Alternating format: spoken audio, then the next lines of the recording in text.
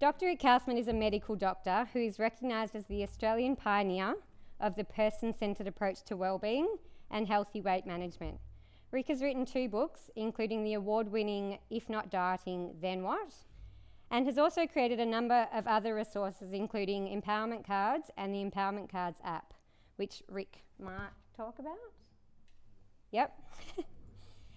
He regularly speaks at corporate, medical and community group conferences and is regularly interviewed by the media. Rick is the director of the Butterfly Foundation and a fellow of the Australian College of Psychological Medicine. Rick will be talking about the pleasure of food, the language we use around food, and how weight loss dieting almost never works out for the best. Please welcome Rick.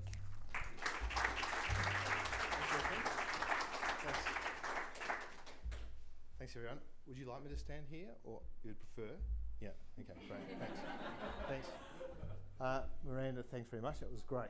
A lovely talk, and that world, and Yasmin, your world as well, is not a world that I grew up in. I grew up in almost the opposite. My mum didn't like to cook at all, and we had the same meal Monday, Tuesday, Wednesday, Thursday, Friday for months and years, it felt like. So from a food point of view, it was to explore something different other than a bland schnitzel was just an amazing experience. It only happened when I got older and went to uni. So I was a blank canvas in terms of the food and enjoyment of food from that perspective. I was also a blank canvas in terms of what's turned out to be my whole working career.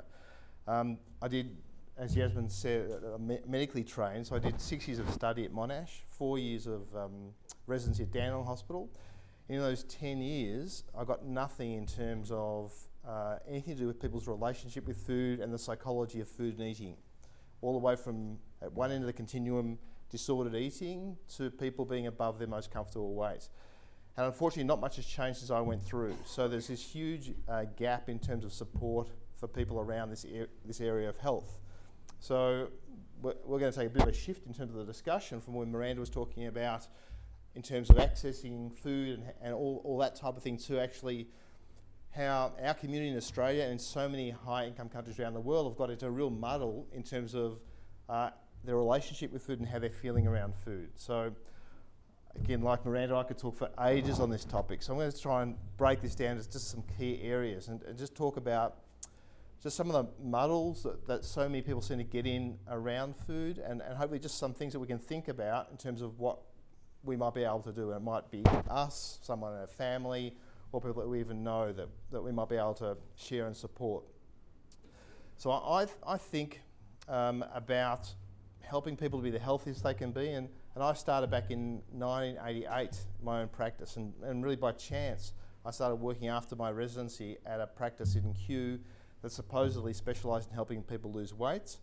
The guy was doing very unhelpful things. He was putting people on strict diets, appetite suppressants, diuretics, which are water tablets, injections twice a week. It was just full-on restriction and no pleasure. And it didn't feel right, but I didn't know anything else to do, as I was saying, because I got taught nothing about this area during my training. But so many people were coming to the practice, I felt like maybe I can learn more about the area. So I started my own practice in February '88, and so my work life has been, I've spent the last 25 years or so listening to tens of thousands of patients share their journeys with me. And so it's been, for me, incredibly helpful to be that blank canvas and not come in with any understanding, any expectations, and just really do my best to listen to what so many of my patients were telling me. And what I was hearing over and over again were common themes that they were getting into some difficulties with. And that was in '88, and unfortunately, things have got worse in terms of the environment since that time, in terms of how so many people are feeling badly about what they're eating, how they're eating, and about their body and body image. I won't be able to cover too much about body image. So I think about helping people to be the healthiest that they can be, and talking about really that relationship with food, and as a result of that, the healthiest weight they can be, is like putting a complex jigsaw puzzle together. One of my patients mentioned that in the early days to me, and it seems to be such a lovely metaphor for so many people. And I see so many people come in and say, look, I know basically what's healthy to eat, and I know it's important to do some activity, why can't I do it? What's wrong with me? And unfortunately, society has simplified this message that all you need to do to be healthy is eat this sort of food and do enough activity. And some people will come in and say, why can't I do it? And one of the reasons why is that they're not the only two parts of the whole picture. I'm just going to briefly share just a couple of key areas that generally have been missing for most people's whole health puzzle, if you like. So the first one is about dieting, as Yasmin was talking about, and we now have conclusive evidence that weight loss dieting, weight restrictive dieting doesn't help people, and only bad things happen as a result of people focusing on weight loss. That doesn't mean we don't want to encourage people to be the healthiest they can be, of course, but once people focus on weight loss as their goal, only bad things happen. So most people regain weight loss after going on a diet. Many, a third to two-thirds of research is showing, end up heavier after the diet. Thirdly, the commonest pathway to developing an eating disorder is going on a weight loss diet. And fourthly, there's this really significant increase in weight stigma and weight shaming in the community that's a disaster, both the inappropriateness of it and in terms of that is being shown to be the unhealthiest part of, say, living in a larger body in today's world is the stigma that's associated with that. So we're in a really bad place in terms of that whole relationship with food for people. So that's just a starting point, is that if anyone is contemplating doing something that is restrictive, focusing on weight loss, I'd encourage you to look at another way of tackling how can I be the healthiest I can be. And I'm just going to cover some other ways of thinking about that. So the first one is just language around food that Yasmin was talking about. I think for many people anyway, if we have food at a table and we have people at the table, and if we just listen into conversations, so often people will be talking about food as being good, bad, wrong, right, junk, rubbish. It's just the lingo that's evolved over time. And people will also say, look, I've been really bad today, so I better be good tomorrow. Or I've been really good today, I can be bad tomorrow. And this whole dynamic of good, bad, wrong, right is weighing very heavily on the community. And people are thinking that that's going to help them to eat more healthily, to use that language, but in fact, it makes it harder. And so again, research shows that if we feel like we're doing something wrong, we're more likely to eat more of that food. So rather than good, bad, wrong, right, a much more helpful way, just even the language that we're using is talking about food as being everyday food and sometimes food rather than good, bad, wrong, right. So as our girls, I've got two daughters with my wife, and she actually gave birth to daughters, obviously. I watched, and it was just tremendous for us to be able to use that language of everyday food and sometimes food. When Megan would say, look, can we have some McDonald's? She would often ask for a period of time for that regularly.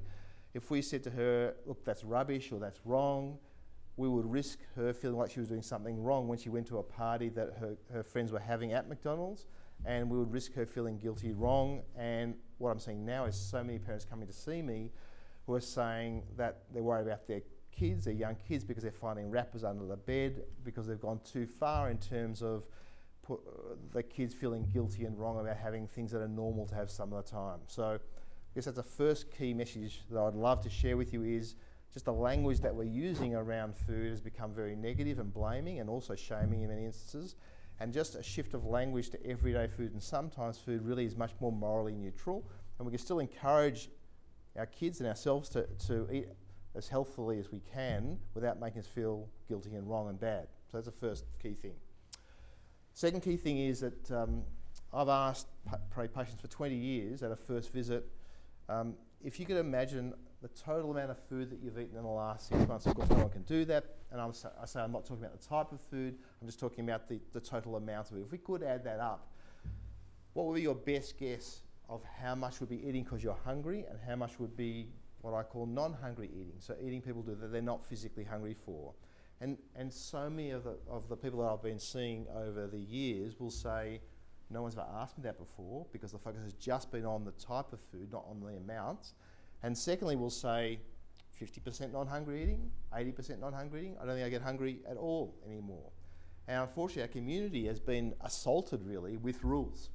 Do this, do that, have this, have that. Yasmin's introduction was talking about that they could have gone the pathway of someone talking about, for example, paleo. You can use that example, I don't know, but it would just be just another set of rules. And over decades, people become so confused about rules, and they've forgotten to listen to their own body and their own hunger and fullness signals. So just talking about non-hungry eating, lots of people are doing a lot of eating that they're not physically hungry for. And I think about that piece of the whole health picture as just in two parts. One is helping people to just check in with their bodies and say, am I actually hungry or not? That's a great starting point for people to be more mindful and aware. And we're hearing a lot about mindfulness as something that's a helpful thing for our well-being and health. The next stage I'm sure you're going to hear a lot more about is mindful eating, if you haven't already, because this is the alternative to restrictive dieting, is eating what I've been saying for years, decades really, eating with awareness, which the phrase mindfulness and mindful eating is now catching on, which is terrific to raise that awareness. So the first part is being more mindful and checking in first, do I really feel hungry? And the second part of that is, why am I eating when I'm not hungry? So I could talk for a couple of hours on all the different reasons many people eat that they're not actually hungry for. Of course, it's normal to do some non-hungry eating, but for many people, they're doing a lot of non-hungry eating. So lots of reasons. One is because it's there as a common reason for non-hungry eating. Say a parent, young kid, a mum or dad's cleaning up after dinner. Maybe the leftover crusts are there, and just without even thinking, popping it in our mouth, without even thinking first, do I actually really feel like my 1-year-old's crust with their slobber on it?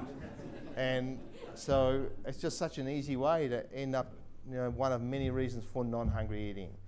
And I'm not sure if you heard the research that shows that married women do more non-hungry eating than single women.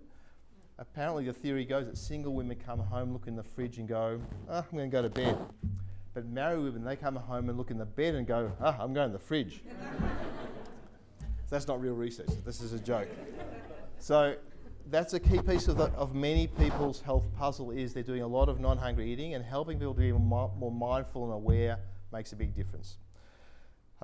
Next part is speed of eating. So that's again a whole big topic in itself. I've heard again, so many people will say they eat fast, and it's very understandable. And then we sort of drill a bit down in terms of about why they might be eating quickly. And so many people have their own individual stories. Life is just so busy, it's so easy just to eat fast because we've got other things to do. So that's a helpful part of the whole picture that hasn't been spoken about very much. And what the things I'm talking about, really, there's nothing to sell. I have written a book that is sell, but for $3 royalty, it's not really much profit. But there's nothing to sell about helping people to become more aware of these important things, and therefore we don't hear about them because no big company is going to promote this sort of well-being, because there's no money to be made from doing that. So speed of eating, very important. And people eat fast, again, a couple of different reasons. One, a whole lot of individual reasons, and the second one would be guilt around food. So again, so often people will say to me, on the way out of the supermarket, grab a cherry ripe on the way out, get to the car, gobble it down in the car, chuck the wrapper away so there's no evidence of the wrapper in the rubbish bin at home. So that, unfortunately, that chocolate bar hasn't even been tasted, let alone enjoyed, because of that guilty feeling around food. So people are thinking the whole dynamic around food is good, bad, wrong, right, shouldn't be eating it, but they end up, because they really feel like it sometimes, eating it quickly, having much more than what they feel like because they're not paying attention and not really enjoying it and feeling worse about themselves. So a lot of the work that I do is helping people to know that this is okay to have some, to slow down and really taste and savour the food, and actually what happens is we eat much less than what we thought we would if we can do that. And I'll just talk about maybe one experience that I had personally in 1993 about this. I've got another 5 minutes about this, is that right? So in the very formative years for me in terms of understanding this area, on this one night I was seeking out all the stuff I could find. I was going to conferences and reading journal articles, and I found this eating awareness little course that I went to for health professionals who were interested in the area. And on this one night, it was an 8-week course, On this one night, we had to bring our favourite taste food and eat it in front of the group really mindfully, so very slowly, and really even exaggerate what we would normally do if we're eating slowly. And at that time, Maltesers were my favourite taste food, and so I brought in Maltesers to this group, and I didn't know what was happening really, but I was first up, so I was asked to go first. So I got my Malteser and I picked it up and I described how it was round and brown and smelt it and put it in my mouth. And I really tried to go slowly as possible, and the saliva was pouring out of my mouth. I was describing that, and I down to the crunchy malty taste and describing that, and it took about probably 2 minutes or so to have the Malteser. Now I would normally have 20 Maltesers, I'd say, and my stopping signal in those days would have been, I'm feeling really sick now, I think I better stop. So not a great stopping signal. But on this occasion, we couldn't do that. We had to really eat very slowly and mindfully. So I had a second one, and I could not believe how satisfied I felt with just 2. Now, might have needed 4 or 5 another time, but it was just an amazing personal experience to have, to see how, if we can actually slow down, really savour and enjoy, our body is so fantastic at helping us to guide us as how much is the right amount, rather than following rules, which, as I mentioned, is non-sustainable and just makes us feel worse. The woman next to me on this night was still a psychologist, and she brought in dried apricots. And she said that she had a very strong emotional association with the dried apricots. She mentioned to us that and shared with us that when she was little, her parents separated. She went to live at her grandparents' place, and there was lots of dried apricots there. So there's a lot of emotional comfort for her in having dried apricots, as well as the fact that she loved them. And so she was second up after my Malteser eating. And so she picked up the dry apricot and described to the group what it looked like, and round, or not round, so it was sort of a funny shape, an apricot shape. And she also put it to her nose and smelt it, popped it in her mouth. And the moment she put this in her mouth, she started letting out these really sensual noises. It was like, I can taste the velvety surface, and it was like full on. And I was sitting.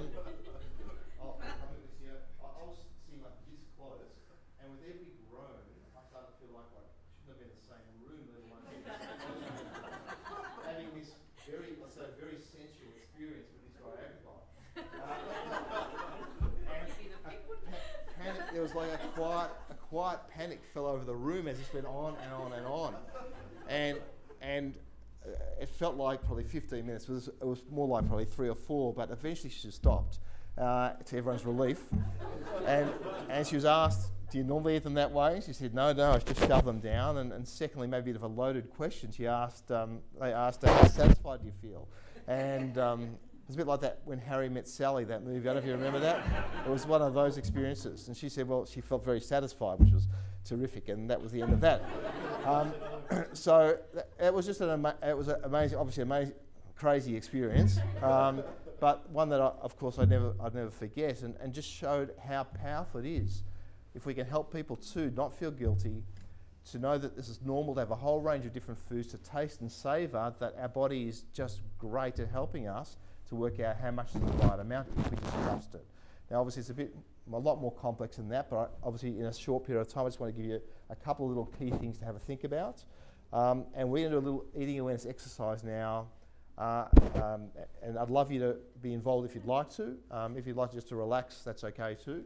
Do we don't have the thing out? Yep. So we're going to hand out something, and I want you to imagine you've not seen this food before. So I want you to imagine that you're an alien just for the next 5 minutes, and that you've been sent to Earth to see whether this food is worth bringing back to your planet or not. So I want you to try and have no preconceived ideas about what this food is, and I'll stop talking for about 3 or 4 minutes because I want to give you a chance to really eat this food as slowly and mindfully as possible.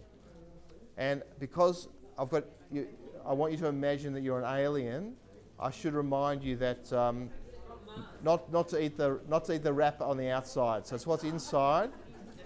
So when you're ready, just feel free to start having this interesting object. Please feel free to keep going, but just because we've only got a short time, but keep going. Does anyone feel brave enough to share what that experience might have felt like in terms of really eating that in the way we had to go doing that? I was amazed at how sticky the caramel was. So like. I've never eaten a Mars bar that slowly in my life. Right, yeah. So it was very sticky. Was something that was unusual that stood out to you? Yeah. Anything else that stood out? Well, just actually having the sensation and texture of the caramel, like it was something that's normally just not. Okay. Where did it go? Yes. Great. Thanks. I was giving a talk in a school, and one of the school psychologists said that he never realised that Mars bars had 3 layers before because he used to just shove it in. So it is interesting that just the things that can come up. Yep. So thanks. Any other thoughts or observations? Very Smooth feeling. Yep. I think I need a cup of water. It's so sweet. It's very sweet. Yeah. Very sweet. Yeah. Yeah. So, again, I've done this with tens of thousands of people, that little activity, and normally the responses are very similar across the board. There's 2 main responses, and one is it's very sweet and rich, and that's been a surprise to people. And we're talking about what they call a fun-sized Mars bar, and that many people struggle. I can see you're struggling to get through it. That lots of people find that normally can just eat a sort of regular size one and not think too much about it, but paying more attention, they see how really sweet it is, and that's terrific in terms of helping us to work out that we actually don't need a lot of that sort of food to feel satisfied. And the other group will generally say, I thought I liked it, but when I really taste it, I actually didn't really enjoy it that much because it wasn't so nice. So again, that's another great observation, that if we're going to have something that's, if we feel like something sweet, we want to have something that we really will enjoy rather than just something that's maybe not quite as nice for our taste buds. So whatever happens, we win in terms of being more mindful and aware. We can recognise that we don't need as much, or we recognise that we actually don't like it that much and maybe try something else. So thanks very much for doing that activity. And I'd encourage you to, with any foods going forward, so just when you can, obviously it's not possible all the time to eat mindfully because we're busy with lots of things, but the more chance we can have to do that, the healthier we're going to be in so many ways, and the amounts of food that we're eating is going to be really matched with what our body's needs are. So thanks very much everyone, and I'm happy to answer questions later. Thanks.